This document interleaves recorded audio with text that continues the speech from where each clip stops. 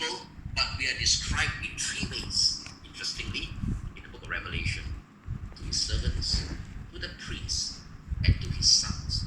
And who are these people? Us. We are his believers. The believers are identified as his servants, his priests, and his sons.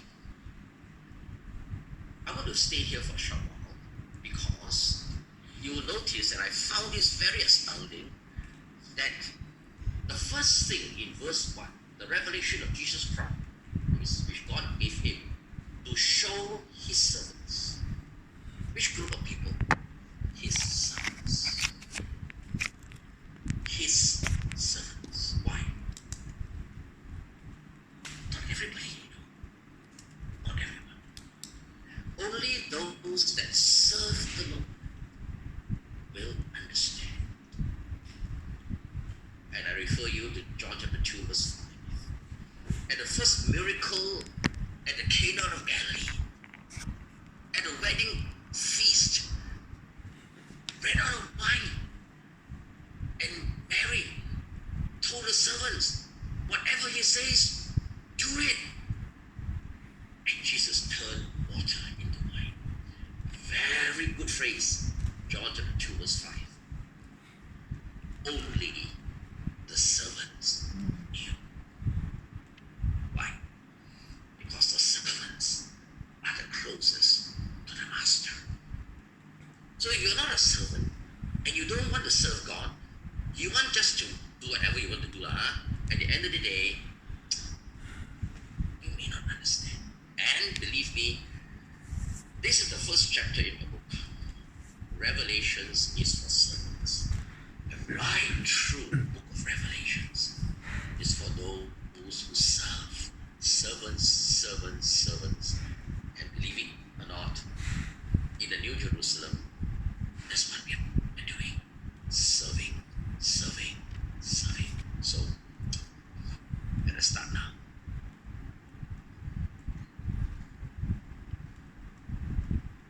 One other thing,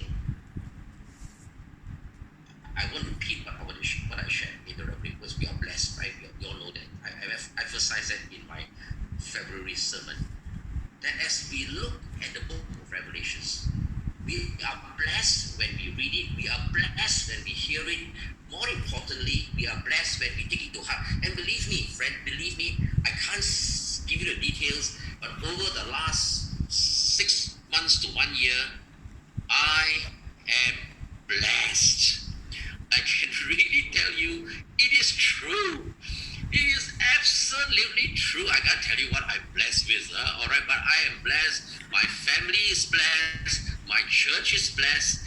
And I want all of you who's listening out there to be blessed. And we will be blessed.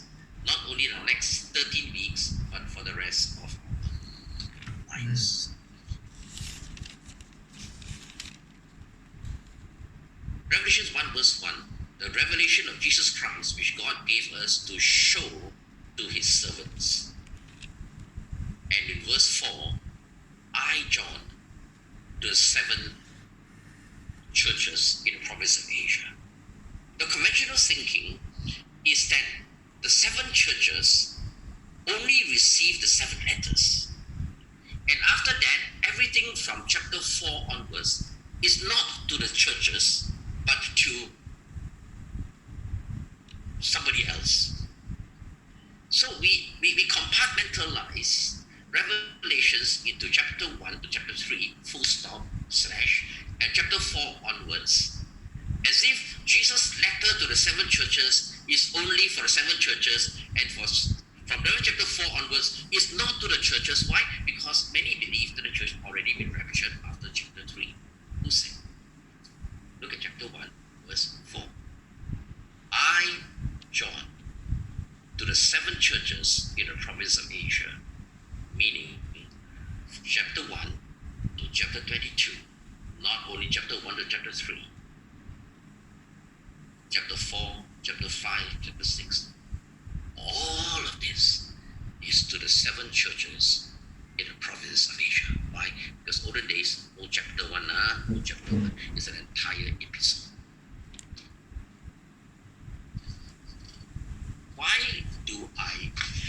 say this because I will talk about it a bit later, all right, when and a bit more to share with you that whatever we read Revelations is for all the churches. Look at verse 7, very interesting. Look, he is coming with the clouds, and everyone will see him, even those who pierced him. This is the first reference in Revelation to the Jews. And all the peoples of the earth will mourn because of him. In other words, who pierced Jesus? The Jews.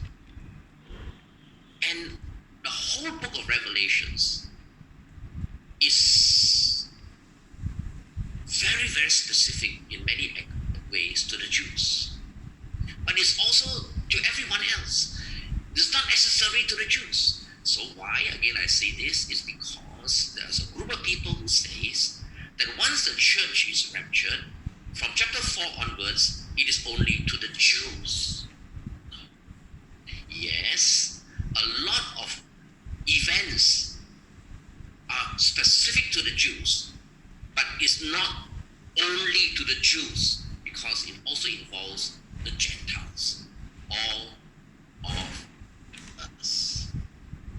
Verse 8, I am the Alpha and the Omega, say the Lord God, who is, who was, and who is to come. Now this is very important. Right at the beginning of Revelations, as recent as chapter 8, Jesus now entered into the scene to identify himself as the one who reveals, who receives the revelation from God, and now pass it over to the angels, pass it over to John, and pass it to us, his servants, his priests, and his sons. And that is found in Revelation chapter 6. Kingdom of priests who serve God. All right? Again, servants are there. But amazingly, in verse 8, this is how Jesus refers to himself in Revelations, and I want to stress this again and again and again. When Jesus refers to himself as the Alpha and the Omega, wow, it's all about Jesus.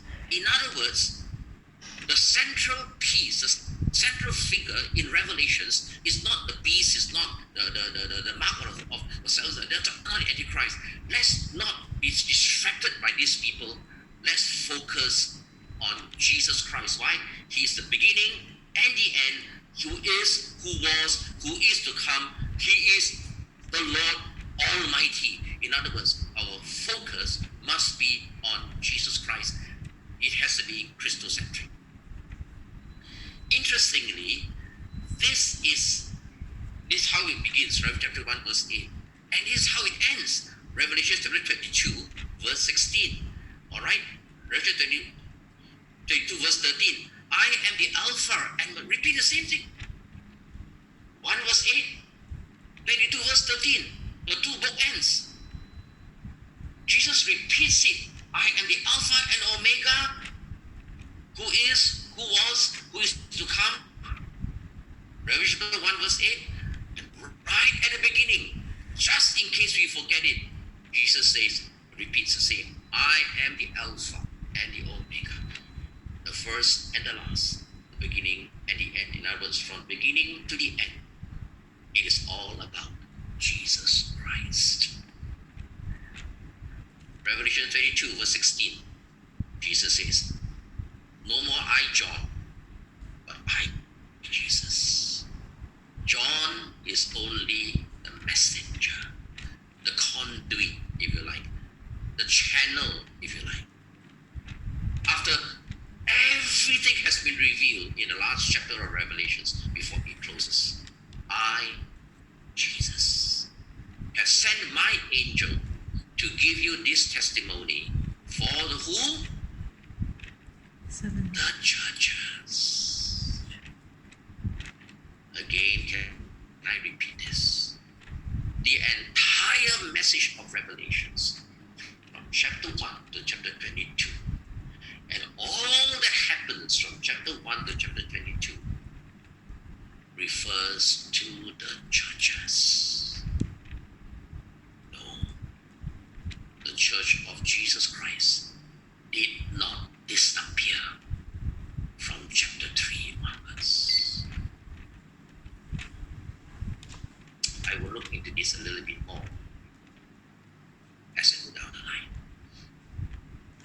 make sure that we don't forget.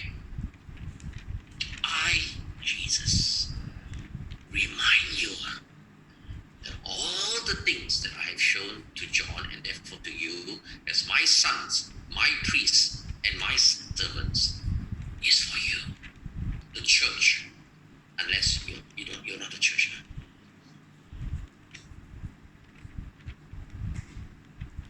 It's very interesting. In verse 8, when Jesus says, I am the Alpha and the Omega, who is, who was, and who is to come. Jesus refers himself, chooses to identify himself as the eternal identity, no more the earthly identity. Isn't that amazing? The Jesus Christ that we know in the Gospels, in the epistles, who walk on the earth. Not that Jesus abandoned that identity. He has now moved on. So Jesus Christ in Revelations, remember that, wants us to see him not in his earthly identity, but in his eternal identity. Let me read from verse 9 to verse 11. I, John, your brother and companion in the suffering and kingdom and patient endurance that are ours in Jesus, was on the island of Patmos because of the word of God and the testimony of Jesus. Listen, verse 9, very important. I, John, your brother and companion in the suffering. So John identifies himself with the body of Christ in the Son of that there's one view, I think the preterist view, that says that the book of Revelations only refers to the time of John. So all the seven churches are only referring to the seven churches specific to that era, AD 100, the time of Domitian. And they don't believe that whatever has been shared in the book of Revelation, seven churches, applies to us today. I don't believe that. I believe, and most people believe, that the message of the book of Revelation is relevant to us today as it was at that time. Okay? So when John says, I, John, your brother and companion in the suffering, he already preempts. If we are to extrapolate it to ourselves today, I want to say and prepare you, believe it or not, friends, so sorry to say this, but it's a truth, that the church will go through the great tribulation. It's gorilla. That's a truth. So on the Lord's day, I was in the Spirit, and I heard behind me a loud voice like a trumpet, which said, write on a scroll what you see, and send it to who? 7 churches. So whatever is written on the scroll is not the 7 letters, because there are 7 letters of Jesus. This is John writing everything from Revelation chapter 1 to chapter 22. So we don't confuse this scroll with the scroll of Revelation chapter 4, because that scroll only Jesus can unveil now. Only Jesus can remove the seal. But this scroll that John writes, notice he writes the scroll. So everything that John writes, if you look at chapter 11 clearly, he's writing from chapter 1, chapter 2, chapter 3, 4, 5, 22. Who is it for? The churches. Listen. The entire book of Revelation and everything contains in it doesn't end with Revelation chapter 3. So that the church is now totally absolved, totally separated from chapter 4 onwards. No, everything. Chapter 1 to chapter 22, John is writing on a scroll to be given to the 7 churches. Not only the 7 letters, but also chapter 4 to chapter 22. That's the reason why chapter 22, verse 16, Jesus says, I, Jesus, have sent my angel to give you this testimony for the churches. So clearly it is to the 7 churches, all right, chapter 1, verse 4, chapter 1, verse 11, chapter 32, verse 16, and I don't want to belabor this point. Let me read from chapter 1, verse 12 to chapter 1, verse 20 now. I told you, but I'm going to look at Revelation chapter 1 because it's a wonderful summary of the entire Bible, entire Revelation. That's the reason why I'm doing this. It's my first hour with you to prepare us, to give you kind of a context, all right, into what we're going to look into in the next 13 weeks. Verse 12, turned around to see the voice that was speaking to me. And when I turned, I saw 7 golden lampstands. And among the lampstands was someone like a son of man. Who is this? Jesus Christ. Dressed in a robe, reaching down to his feet, and with a golden sash around his chest. His head and his hair were white like wool, as white as snow, and his eyes were like blazing fire. His feet were like bronze glowing in a furnace, and his voice was like the sound of rushing waters. In his right hand he held 7 stars, and out of his mouth came a sharp double-edged sword. His face was like the sun, shining in all its brilliance. And when I saw him, I fell at his feet as though dead. And he placed his right hand on me and said, do not be afraid. Once again, I am the Alpha, the first and the last, the living one. I was dead, and behold, I am alive forever and ever. And I hold the keys of death and Hades. I want to say this. It's all about Jesus. I like what Pastor Desmond Tutu said, who was I think Archbishop of South Africa, Anglican Archbishop of Africa, 1984 Nobel Prize winner. He said this: the final and full revelation of God is not a book, it is a person, Jesus Christ. The final and full revelation of God in Revelation is not a book. Please, let's not just study the book. Let's focus our eyes, our minds, our vision on Jesus Christ, because he is the Alpha and he is the Omega, the beginning and the end. The moment we take our eyes off Jesus Christ, we will be scared.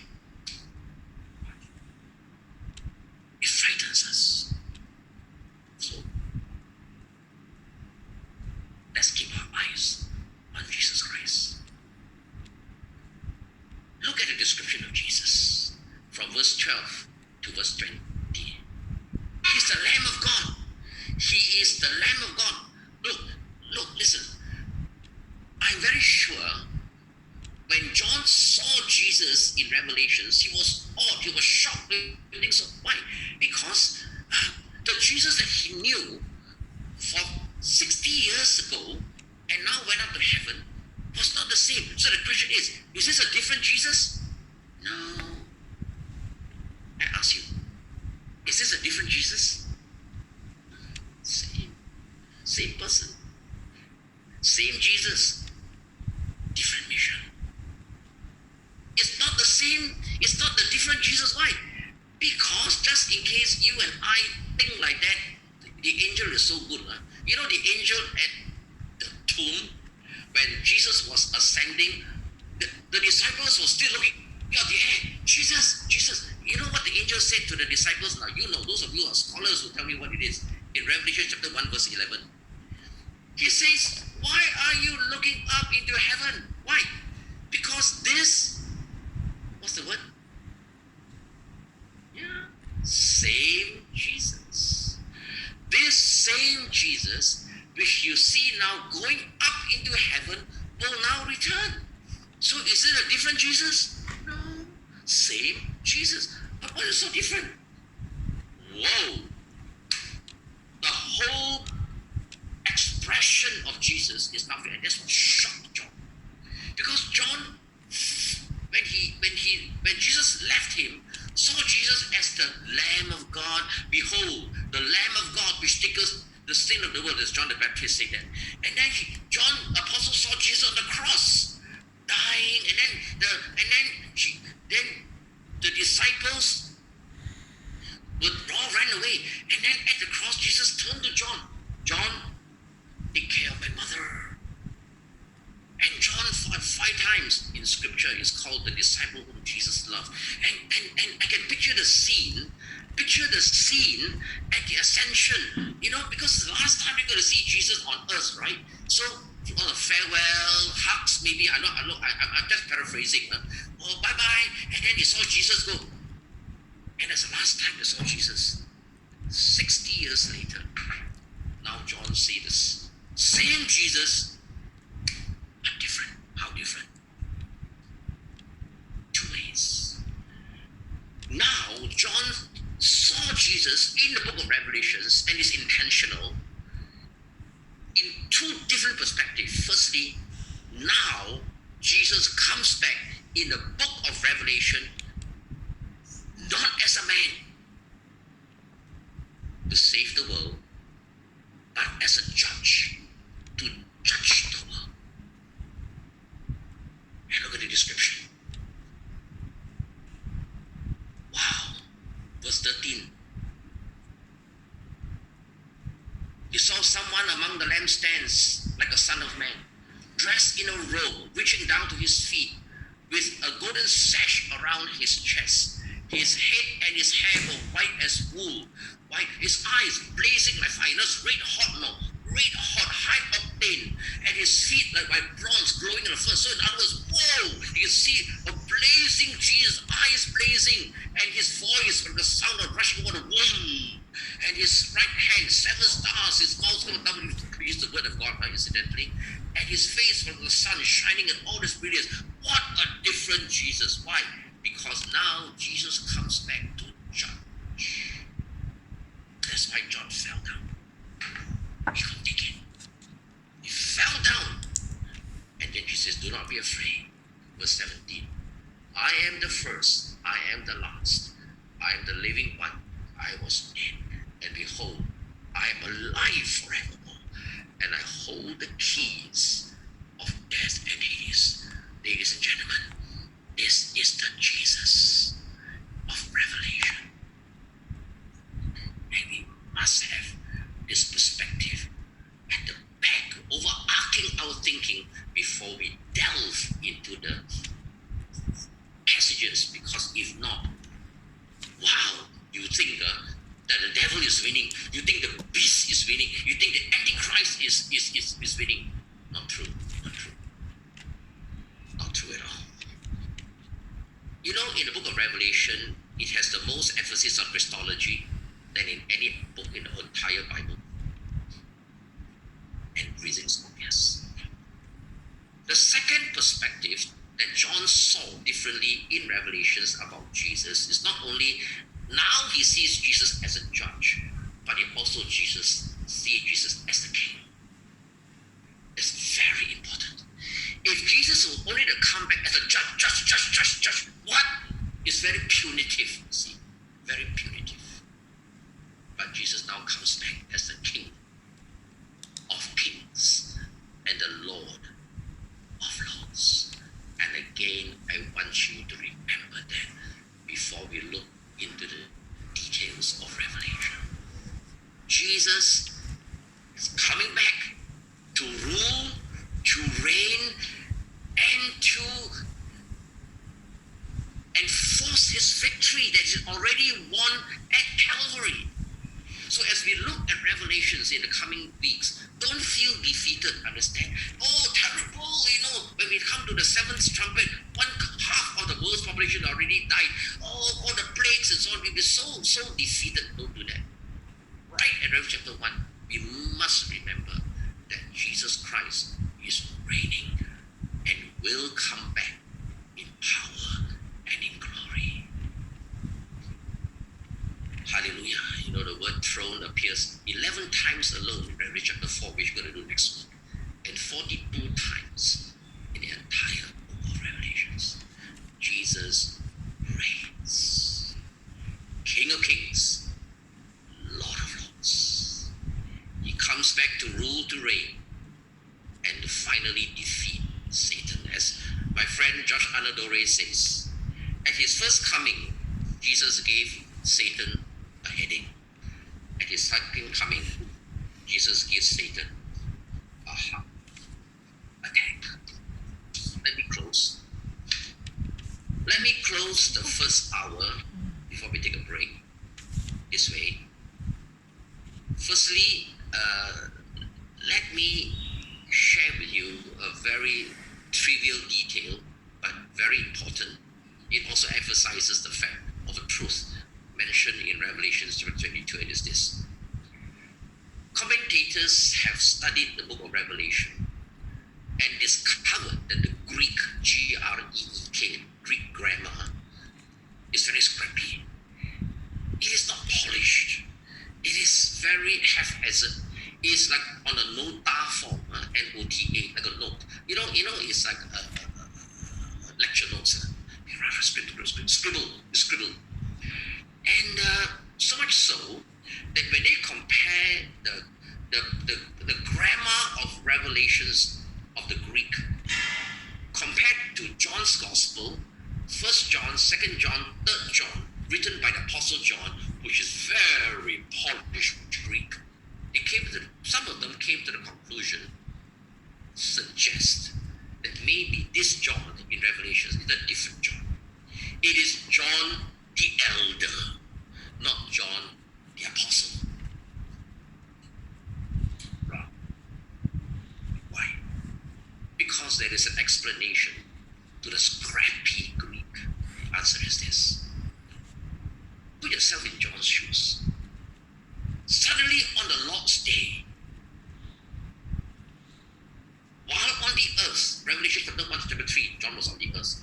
Revelation chapter 4 verse 1, the angel said, "Come up here, John." So from Revelation chapter 4 verse 1 to Revelation chapter 22, where was John? In heaven.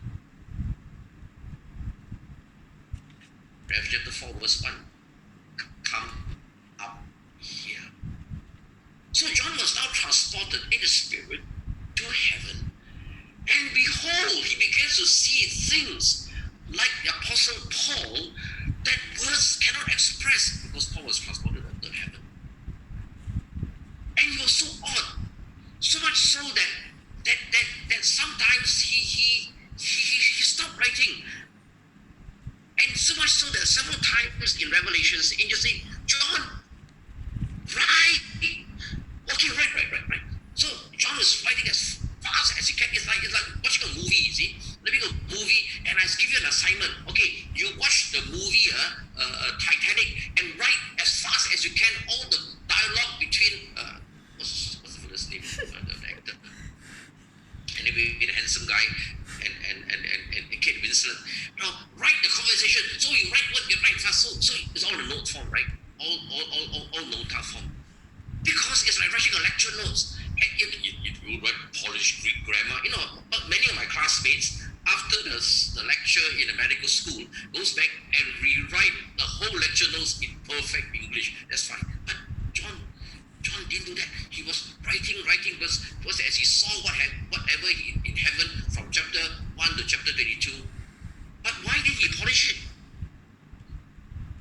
Hey, he could have gone down and polished it. Cannot. Why? This is a lesson. Revelation chapter 22, verse 18 to verse 19. Anyone who adds or subtracts or tamper with the words God of this prophecy of this book, God will take away from him his share from the tree of life. And not only that, if you add on to it, just in case you make one or one the or one, all the plagues in Revelation will be added to you. If I were John, please, just leave it. I'm not going to add, I'm not going to subtract. Scrappy Greek, so be it. And this is accurate. That's why the Greek in Revelation is scrappy.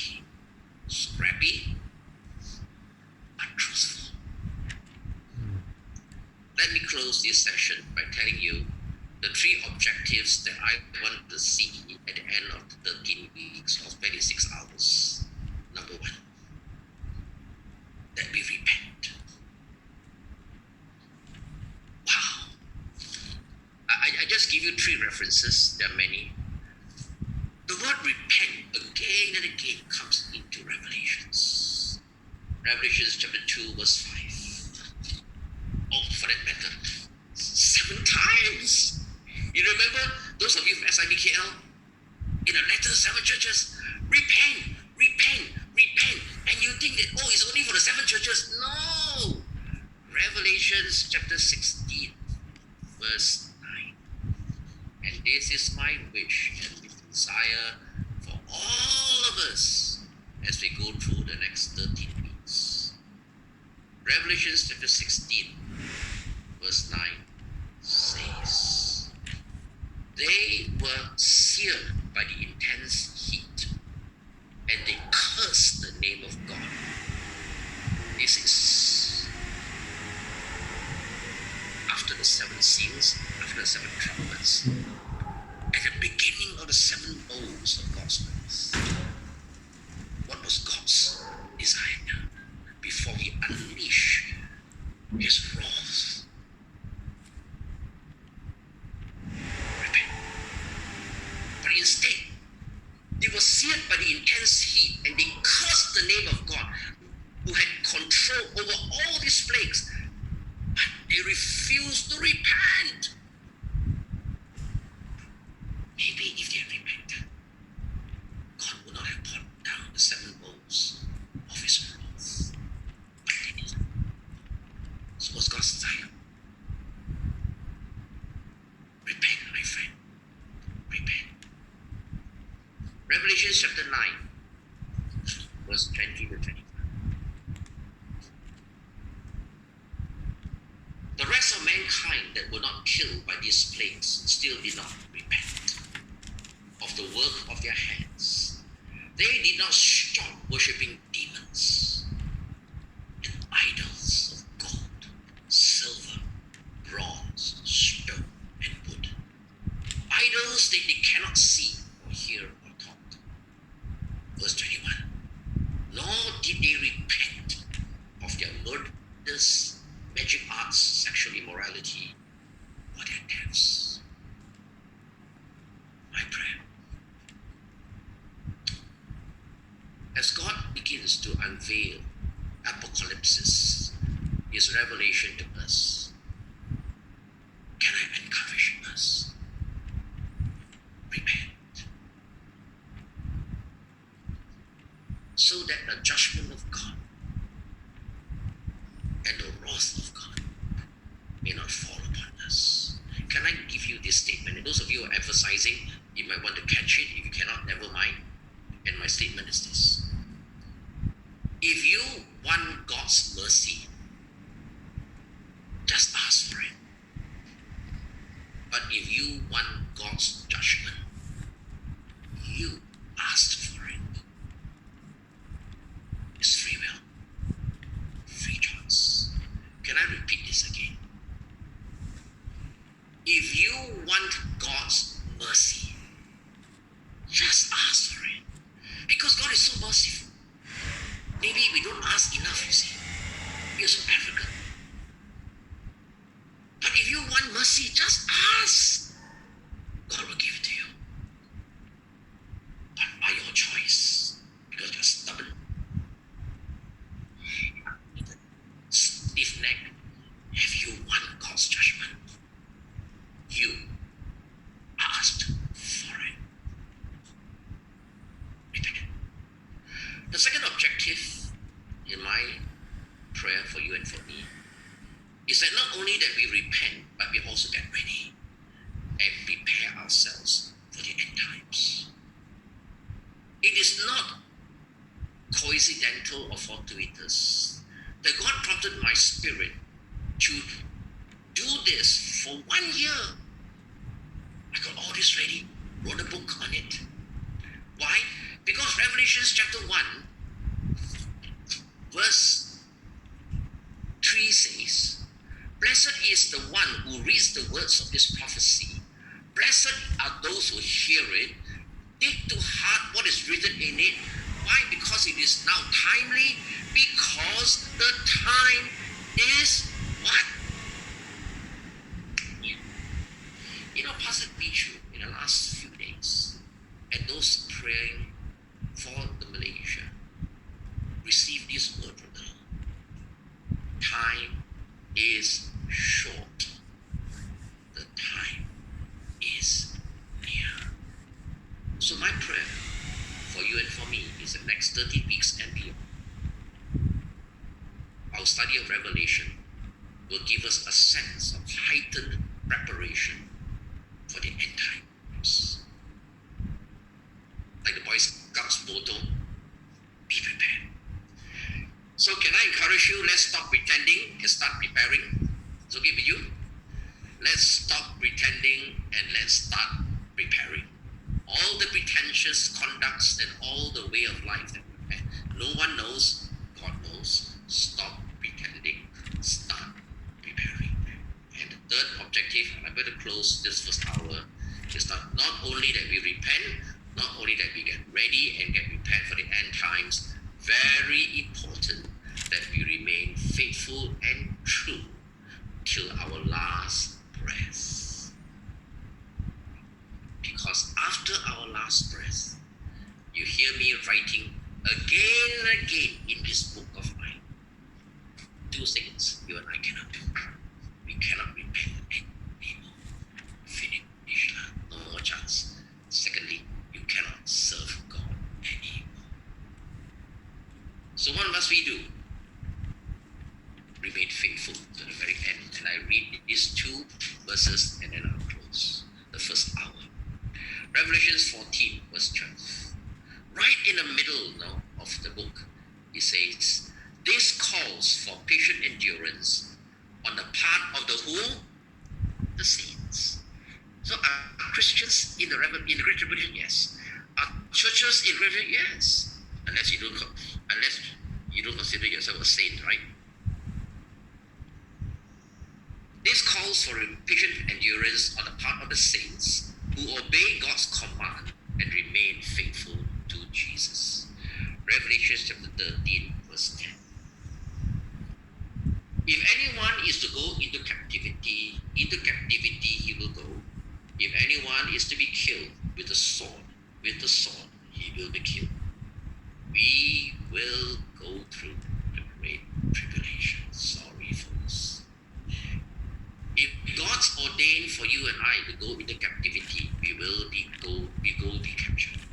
If God's ordained that you and I will be killed, we will be martyred. So this calls for patient endurance and faithfulness on behalf of the saints. Let me pray, take a 5 minutes break, and we'll come back very heavy in the next 1 hour. I'm going to run through the two diagrams with you. So Father, I want to thank you for this first hour. I want to thank you, God. Even as we prepare ourselves, ready to receive what you have in store for us. Give us a teachable spirit and a malleable heart to receive and hear what the Spirit of God